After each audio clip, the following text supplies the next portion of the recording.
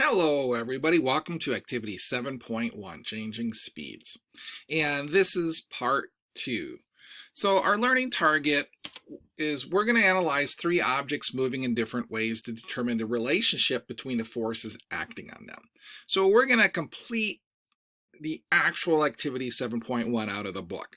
So let's quickly review. In 7.1 part 1, you learned about how forces can cause things to begin to move, how they can cause things to stop, slow down, speed up.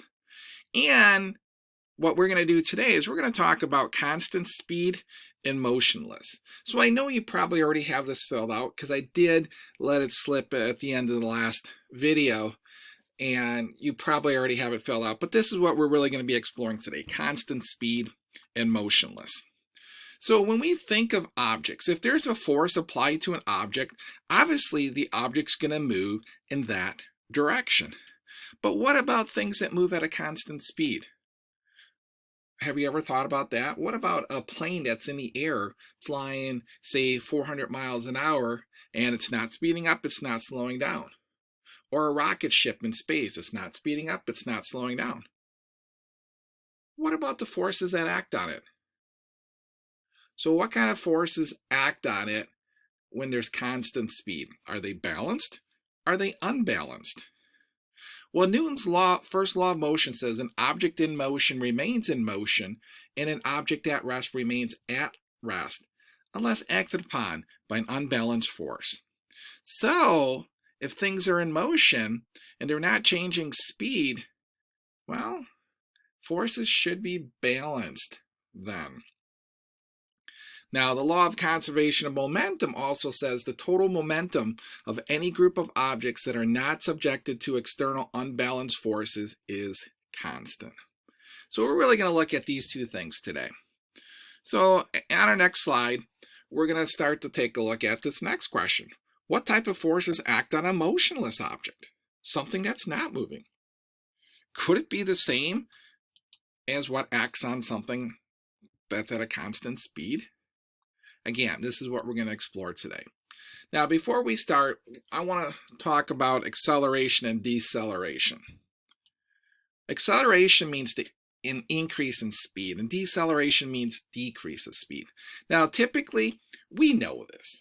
We know if we put our foot down on the accelerator in a car, hopefully you don't do it too much because you guys are underage, but if you put it on the accelerator in a lawnmower or a go-kart, you increase in speed. And typically, if we take our foot off the gas, or if we apply the brake, we're decreasing speed. So if I use those terms in this activity, now you know what they mean for sure. So go ahead, open up your online textbook. So we're going to do activity 7.1 today.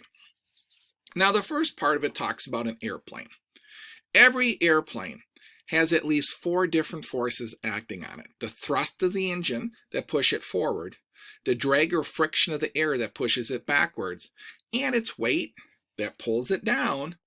And there's one more, the lift on the wings that push it upward. And think about it. This is an important, very, very important force, because without it, planes would be on the runway yet. They would never leave. They would have to drive everywhere. But flight, I love airplanes because it makes a trip go a lot faster if you can fly somewhere. And what makes it possible is that lift on the wing that pushes it upward. So this is what you're going to do. Assume that the plane in the drawing is slowing down while flying horizontally. So imagine it's slowing down and it's flying horizontally. So it's not going up or down, but it's reducing speed. Which of the 4 forces shown is greater than the others? Which are equal to others? Explain your answer. So go ahead, pause the video, and answer that question before moving on.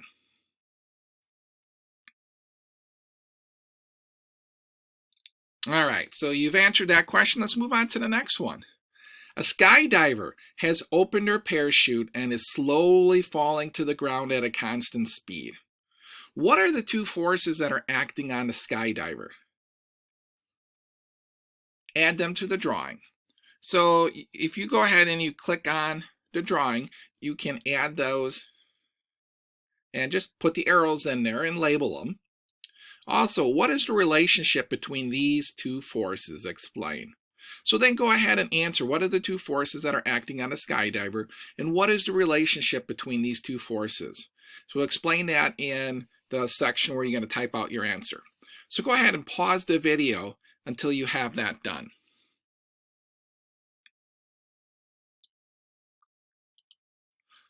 All right, so the third question, or the third part. A runner is speeding as he nears the finish line. 4 different forces act on a runner. There's 2 vertical and there's 2 horizontal forces. What are these 4 forces? Add them to your drawing. Also, what is the relationship between these forces? Explain. So go ahead, pause the video as you answer the questions. What are these 4 forces? And what is the relationship between these forces? And will you add those forces to the drawing? And don't forget to label everything.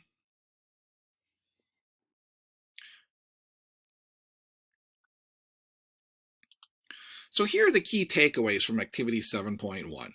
When an object speeds up, it is always subjected to an unbalanced force acting in the direction of the motion. When an object slows down, it is always subjected to an unbalanced force acting against the direction of motion. And 3, when an object moves at a constant speed, it is not subjected to any unbalanced forces. All right, so let's go back and let's take a look at your answers and see how you did. So with the airplane, what are the 4 forces shown in, which of the 4 forces shown is greater than the others? Which are equal to the others? Explain. Well, since the plane is flying horizontally, we know it's not moving vertically. So the 2 vertical forces of the lift and gravity must be balanced because it's not going up, it's not going down. This means, well, they're equal. Now, the plane is slowing down, so it's subjected to an unbalanced backwards force. This means that the force acting backwards, which is the drag of the plane, must be greater than a force acting forward, which is the thrust. How did you do? Did you get that one right? Does that make sense to you? At any time during this video, if things don't make sense, just go up and ask your teacher some questions for clarification. All right, so let's take a look at the person in the parachute, the skydiver. So the skydiver has opened her parachute and is falling slowly to the ground. So, and that's a good thing because you don't want to be speeding up. What are the 2 forces acting on the skydiver? And it's the lift and the weight. So if you didn't have these correct on your drawing, go ahead and fix those. That way you have them correct for the test. And then what is the relationship between these 2 forces? Well, the 2 forces acting on a skydiver are her weight and the upward force of the parachute.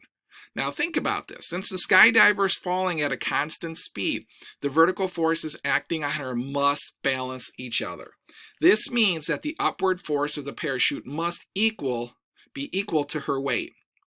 So again, think about it. And this one's a little tricky.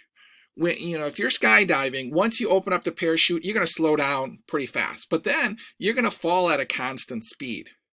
Are you going to be slowing down? No. Once the parachute is open and it's fully deployed, if you keep slowing down, are you going to stop before you get to the ground? And are you going to be stuck in the sky? Well, you don't want that to happen, nor do you want to be speeding up as you get closer to the earth, because you want to have a nice, gentle landing. So it does say slowly falling to the ground at a constant speed. So if it's at constant speed, those forces must be balanced. Otherwise, the lady would be speeding up and then hitting the ground pretty hard, or slowing down and being stuck in the sky. So how'd you do? Hopefully you got that one right. So let's take a look at the next one. This one is a little bit more complicated and it's got a little bit longer of an answer. So if you remember, you were supposed to identify the 4 different forces acting on the runner, and you were supposed to talk about the relationship between them. What makes this a little bit tricky is because, yeah, you got the weight being pulled down, you got the drag just like an airplane, you got the friction of the ground, but it's a different type of friction. It's not like you're flying in an airplane, and it's not only between your foot and the ground, it's between your whole body. So this drawing right here is fine, but it's not maybe as good as it could be, because you're going to have friction between the air in your body as well. So the vertical force is the runner's weight and upward contact force between the runner. Theoretically, they're going to be equal because the runner's not going to be flying up into the air or going down into the ground. But yet, it's tricky because a runner does bob up and down as they're sprinting. But if you watch some of the professional runners, their chest is pretty straight and they're pretty even. They're not bobbing up and down because that's a lot of wasted energy.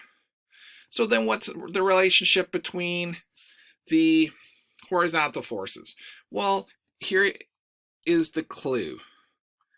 So it says a runner is speeding as he nears the finish line. So if he's speeding up, well, the friction between the ground, so your foot hits the ground and it pushes against it and you got that friction. But you also have the backward friction, and I guess technically that is the drag there. So you have that friction between your foot and the ground. Well, if they're speeding up, that's got to be the greater force. It's got to be the greater force. But if you're moving at a constant speed, they're equal. If you're really tired and you're slowing down towards the end, well, then the drag would be greater.